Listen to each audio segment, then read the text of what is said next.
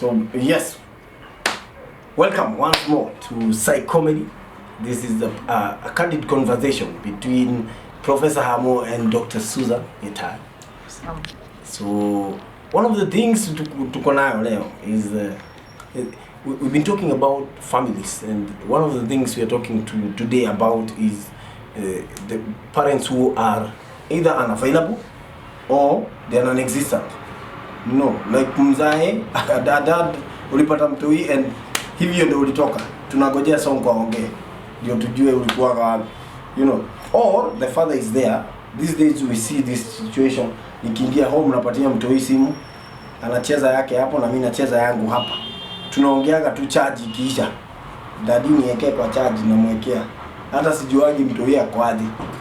You saw a video that we posted of a family. That dad said something. They perform on the streets.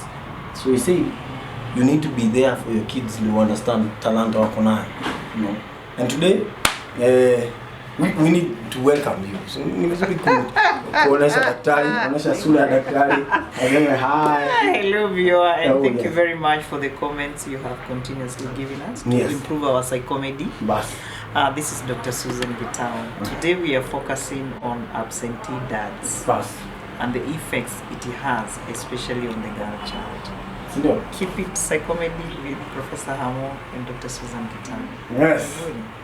Wow. And with us,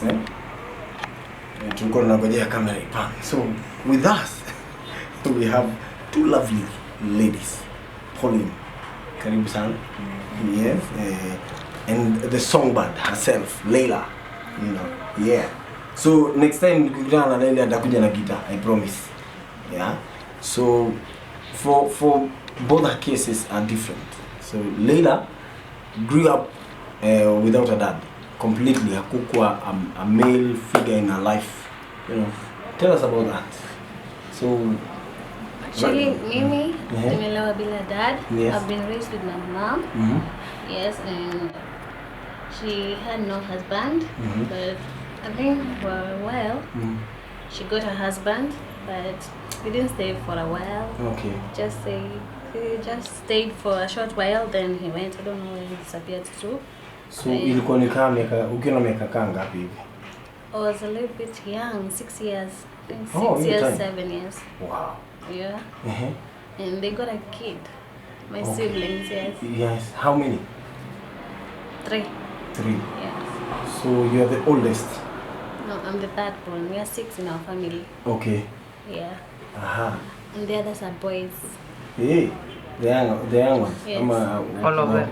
All of them. All of them? The only girl. Hey, that's nice. So a lot of protection right there. But I've never experienced a love for a dad. Yeah. Yes, I've never had a father figure. Even hata sisi vile niko mkubwa hivi, I've never experienced a love from a dad. Yeah. Yes. And they've never talked about a dad in your life? Hata ile baba yako anakuwa hapa kiadu. Sijawahi sikia. Yeah. No. Wow. Yes. So that is one case. Let's talk about Pauline. Pauline, yours is a little different. Yes. Your father is available. Yes, my dad. He's there? He's there. But he's not really there. Yeah, he's like, yes, he provides everything, but he's not there. He doesn't give his love. It's like it's just the same as a person who doesn't have a dad, because he only provides, but he's not really there. You know, there's a way a child needs the dad to be there, to advise the child, to sit down with the child, talk, but none of that. Hakunaga communication yote ile ati personal utafeel ni kama mbuyu ameongea na mimi leo. Tumejibamba. You know, at times it even feels like you wish this person was not there, because the only time you see him, he's actually bringing more emotional torture to you, because you feel like, yes, you need that love from the dad, but he's not providing it. Wow. Doc, chime in on this kidogo. These are 2 cases. Moja, dad hayuko kabisa. So I asked her if sometimes she wish to have a dad, but kwa kichwa yake anasema yeye akumbuki. Hata hayuko, unajua, because na mwenye alijaribu alihepa suna amekaa. Yes. Na walika akiwa mdogo. And then brought up amongst boys. Yes. So talk to us about this situation. One is a dad that is there and not there. And another one is an absentee kabisa. Yes. So what are the implications psychologically of such a situation on a girl? Yes. Correct. Yes. Well, by the way, the opposite sex attract. Okay. Even in the family setting. Yes. You have the girl child so much attached to the father. And it is healthy. Very healthy. Actually, girls that have been brought up by their fathers and they have a very secure relationship, they end up very successful. You had stories of great women. You will hear they were close to their fathers. In the case of the two, that is Pauline and Leila, her case is different because the father was there and not there. Yes. And there is no big difference between that father who was absent but present in the marriage of the family and this one who was never there. So nikuulize kwa mfano, because we say just the presence of the father. Yes. You know, I remember growing up, kiatu ya buti kinuka kwa nyumba, unajua mzee yuko, unajua anakohoa aongei, lakini you know tu mzee yako, unajua. So now, ndio ninakwambia, if we look at the case of Pauline, where I'm saying there isn't much difference in terms of the impact. Okay. Sometimes they're even worse. You have a father who is absent. And so when you are a girl child, the first time you need to be close to your father is age 4 years, 5. It's a stage that is very critical. Okay. Explain to us. I will not go in depth, but I can talk about the term and probably analyze it. The psychosexual stages. Oh yes. Whereby socially I am growing, but at the same time sexually I'm also growing. It's very critical. Okay. Whereby the girl gets so close to the father. It's very healthy because it's the first time they get an attachment towards the opposite sex. And a seed or a script is written within themselves of how I can also relate with the opposite sex. And that's the same time you realize madhe atakangi yaka katoi kakaribie baba hivyo. The same case itajirepeat sasa in teenage. So if you look at that father who is absent, all through, probably even when she was born, hajakuweko karibu. Hakuna tofauti yake na baba ya Leila mwenye hajaonekana kabisa. Maanake there is no script that is being written even in your mind. Hakuna script. In fact, script yenye Leila ako nayo ni ya brother zake kandio wako hapo. Pia yeye inaweza kuwa sasa wale wako maybe just my brothers or my uncles or cousins who are male. So that becomes my script. Ndio nimekuambia hakuna difference. Kwa hivyo wale wa baba wako hapo na wa mama, hatukona msee naonekani pale kwa boma. Hakuna difference yako. In fact watu wana sugarcoat hiyo word at the married single. I would rather hayuko. Manake labda if there is violence in that home, there is neglect in that home, the girl becomes very bitter towards men because hiyo image ya babake. Si afadhali huyo eja. In fact, to introduce something very important. Growing up, your dad, were there any instances of violence? Abuse? Yes, he was. When I was young, he was very violent. At times I used to run to my grandma. I felt safe there. But you find that the person you're running to is not also there for you. Unapata kwenye unapotelea hata ndiko unaenda kupata mambo zingine hata mbaya zaidi. So at times you run from home where you go for rescue, you don't find it. I used to write letters to my dad when I was young. Even as I grew up, I still did, but I found no change from him. You'd write him vitu zenye unataka? Atujaongea na yeye. What type of letters would you write? The only way I used to communicate to my dad was through letters. I used to tell him, Dad, why don't you change? Why don't you be there for us? why don't you come early at home so that we can sit down, talk to us, know what we want? But he was never there. In fact, as a matter of fact, he never responded to my letters. But he used to get them? He used to get them. Hey, you are one in a million. You even wrote letters. My goodness, Mimi. And just like any woman, wow. You hear of text messages, you don't stop. Yes. It starts like that. You're committed. Wow. So, in a situation where you've never seen a dad, so to you is not a reality that you can embrace. Did you ever think growing up at a high school in Primo, watu wengine wakiongea kuhusu baba zao, how did it make you feel? You're gonna feel the time. I felt bad. I wanted to have a father, but nikisikia wakiongea stories za baba nilikuwa nawaondokea. Sikuwa nataka kusikiza. Yes. Because sikuwa nataka baba. Just experience like a father, so sikuwa naona importance ya kuwa na baba. So nikisikia wakiongea kuhusu baba zao, I should just go.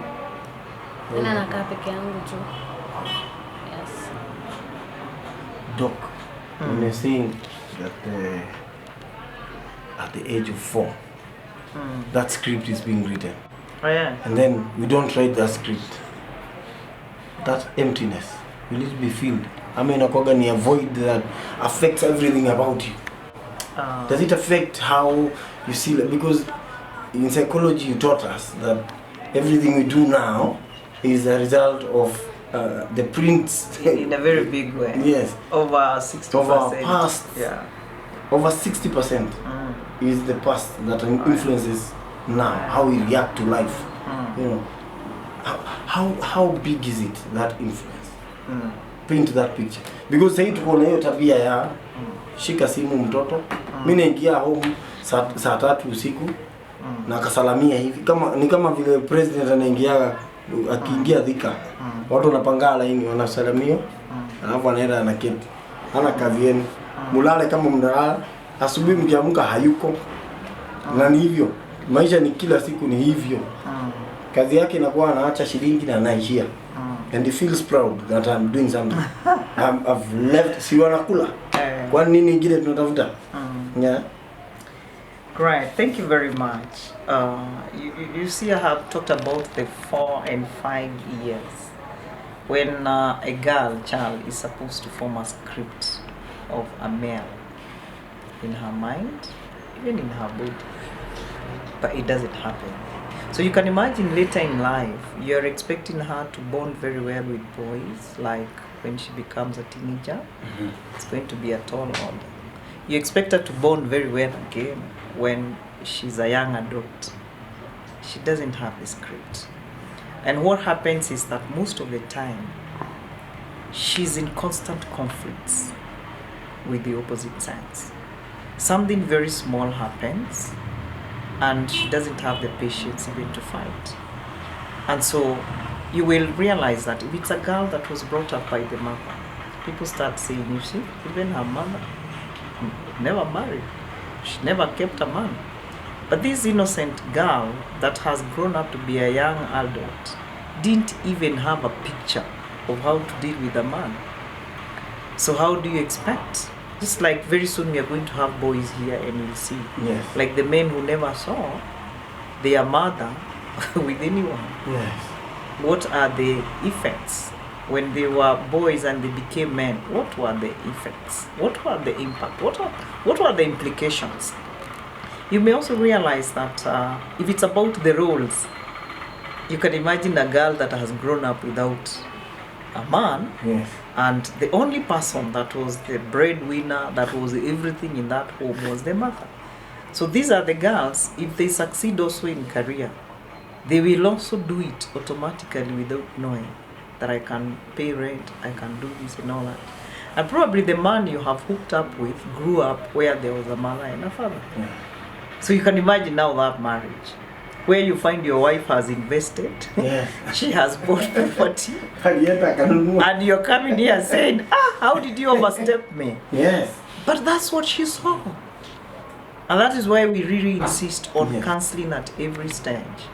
That 4-year-old girl that gets into teenage how do you help her form an identity that can fit in a marriage, that can fit in the society as well? Because even in the society, you might find these girls do things that boys even of their age are not able to do. Yeah. Because they learned to see their mother working so hard and so aggressive in life. Yeah. What else do they know? It's only that. But that doesn't mean they become disadvantaged in the society. And when we look at the African context, we are the best judges.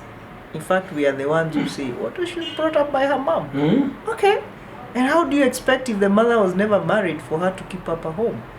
And I've even seen, even in my work, where men come and they say, you see, she was brought up by a single mom. Mm-hmm. So even the issues we are having here Yes. is because she was brought up by a single mother. Not necessarily. I want to say it is something that can be worked through. Yes. The first thing is to be aware. I am aware, and then I accept I was brought up by a single mother. Then I can talk the way we are having a discussion here in psychomedy. That what did you miss? What did you miss? How did it affect you? And how is it affecting you now? And how are you projecting your future to be? Because everybody has an opportunity to be happy. Everyone has an opportunity even to correct some things that were never okay. Yeah. And counseling, I say, is a very powerful intervention because we take you back in a very good way. We take care of you. We take you back. You face the pain. If there was any pain, like Leila is saying, girls would talk about their father and she would walk away. But she wouldn't just walk away happy. She would walk away depressed because she has nothing to offer. What about Pauline, where the father was present and never, ever, ever even responded to her letters? That father broke communication. So you can imagine if she gets a boyfriend or a fiancé who does not respond to her text, and it is not common for men to respond to text or SMS. Yeah, what happens to Pauline? This guy is just like my dad. It's just like my father. But that is not the father. It's a man. And how do you understand men? How do I also understand my own boyfriend, my own fiancé, my own spouse? It is not about the father. But the script was already written. And it's only the counseling that can help to unwrite that script and write the functional script. Wow. And acceptance is very key. Very, very key. And the society not judging. Because nobody would choose. No one of all the children I have seen brought up by a single parent, whether it's brought up by a dad or a mom, none of them would have liked that situation. And the truth is, whatever you miss is what you keep looking for. So even if they're looking for you, especially the ones who are watching me, and you married somebody who was raised up by her mom, or you're dating somebody who has been raised up by a single mom, kindly talk to us when you see this video so that we can continue interacting, because that person just like you deserves the best in life. So I'm thinking, yes. There's thank you, Doctor. There's something amazing. Definitely, boys are there. Yeah. So when you're dealing with your boy, do you have a boyfriend? No, not yet. Umekatiwa. Pauline, how does it affect you? The fact that, like we've said, ulikuwa unaandika SMS then days. Sasa siku hizi ni SMS real. How do you deal with it? The thing is that I'm very vulnerable. I cannot be able to communicate like face to face. If you offend me like right now, the only thing I do is go and just write a text message. I don't know how to communicate. And you see, saa zingine unaandika azijibiwi. Do you go back to ni kazi tu, ni ile tu tabia? Wow. So you don't expect mtu atajibu? Because huko ulifundishwa kitambo. Wow. Yako ilikuwaje? How, like, the fact that you don't have that male figure, you know, brothers wako kwaje? So wamechangamka nini na nini? But then we really share a very strong bond with my brothers. Actually, the brother is following me. His name is Christopher. We actually share a very strong bond. I really love him. The way he usually protects me, though he's younger than me. Yes. Yeah. And actually, even the other brothers, yeah. they're so cool. Yes, they usually protect me wow. because I'm their only girl. Wow. Yes. So tell me something. This is I need to push this conversation to a new place. You say mtani no? Kiandutu. Yes. Same to Pauline. Yes. Kiandutu. For people who have never been to a slum, a situation of a slum, can you describe it for us? Having no father, growing up your time, describe it to us. How is it like? Being in a slum, actually, for me, ni life poa pia. Yeah. But it has some challenges. Hata kama huna baba, yeah. It's a bit challenging. Yeah. Because unaweza enda place like sio wote eti wanaishi bila baba zao. Yes. Kuna wenye wanaishi na baba zao. Like kwa mimi naendanga kwa kazini yangu ameoleka, ako na watoto 3 na pia anaishi na bwana yake. So naendanga huko at least nione vile wao feel wakiishi na baba zao. Wow. Yes. So I usually spend my times there with my cousin. Yeah. Yes. Wow. And did you know that was a need? Unajua ama ni kitu unapangaga unasema wacha niende niwaone ama ulijipata tu unaendaga huko unaona unasikia fiti ukiona kuna mzae hapa amekuja amekelea miguu juu ya meza amekuletea maji ya mikono It feels good. Amekohoa